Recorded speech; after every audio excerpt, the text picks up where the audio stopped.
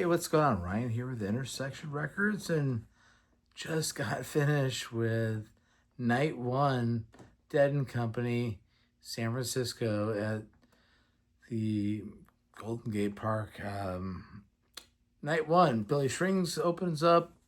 I saw a little bit of the set list. It looked like a great show. I saw none of that, but watched and couch toured this night one, and what a special night it was. Again, Phil dies last October. We think the thought was that they were going to do shows at Folsom Field over 4th of July. The shows that Fish ended up covering, the thought was those shows were supposed to be Dead and Company with Phil back on bass for just a 60th reunion.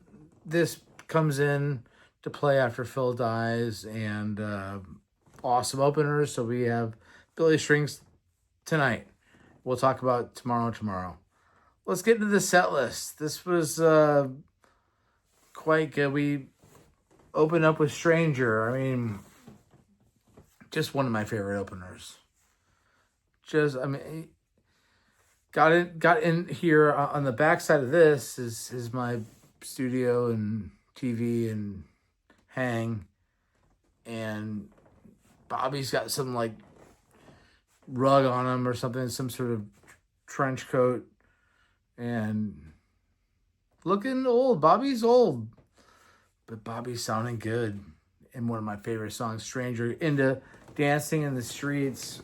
I missed part of that. I was dealing with the dogs, had to track them down. They were fighting some wolf or something, or eagle. And they came back for the dun dun dun dun dun dun bum bum bum bum bum bum bum bum. Some good jamming in there. Tennessee Jed. And I've seen Dead and Company a lot of times. I've seen the Dead a lot of times. I'm a Midwestern guy that started to get into like one of the Midwestern sets for me, and then followed up by Mississippi Half Step, which is just awesome. I mean, Chimenti on the keyboards, Bobby sounding great, Big Rivers next. So we're getting that St. Louis Midwestern show. I'm kind of half interested.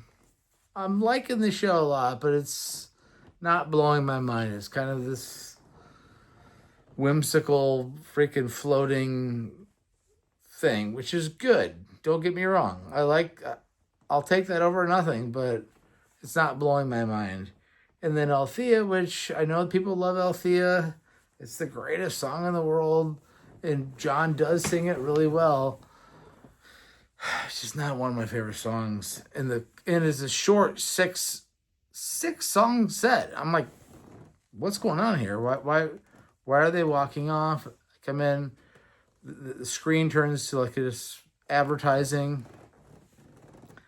and one of my buddies comes over. Dorian comes over, drummer, great drummer, Dorian, great Grateful Dead drummer, and we hang out.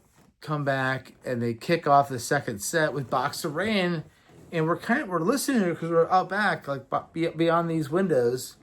We had the windows opened up, we could hear and see over there, and I'm like, that doesn't sound like Bobby singing. It's not John singing. It's not O'Teal singing. And realized it was Graham Lesh. Phil Lesh's son is singing Box of Rain to open up the second set. And it was just absolutely awesome. I didn't see O'Teal on stage at all. Graham Lesh was singing the song too. I mean, it's Jerry Garcia's birthday today. Jerry Garcia would have been 83 today. It's August 1st. It was so cool to see Graham Lesh celebrate the band. And he has his own thing with Graham Lesh and Friends and other bands. And I know he has things going on in San Francisco tonight and all week, but then they go into playing in the band. Graham Lesh again, some Miles Davis teases with All Blues. Graham Lesh leaves. O'Teal comes back on bass for Estimated Profit. Just a great. You already get playing in the band a great Bobby song, Bobby sang song, and you double down it with An Estimated Prophet. Maybe my favorite Bobby song. I mean, other than Cassidy and some other things. But then you dismount straight into An Eyes of the World. And some of the jamming, some of the jazz elements of how good these guys are live. Just great. I mean, they're slowing it way down, and sometimes like slow Dead and Company kind of annoys me, but then they go into this other like jazz world, and it's pretty special. And then drop into a Terrapin Station, just an epic. John sings the most of the song. They hit all the elements of Terrapin. So we've gone box, playing, estimate, eyes, Terrapin. Let me say that one more time. Box, plan, estimate, eyes, Terrapin. And this set is just freaking on fire.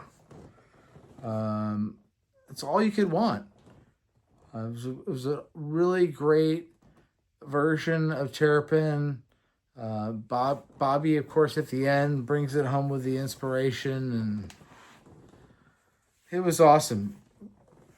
It's time for drums. Long drums. To be honest, I kind of checked out for a little bit. I saw some things where Mickey was back on these things. And then I settled back. Dorian leaves, actually. I'm like, you're leaving during drums?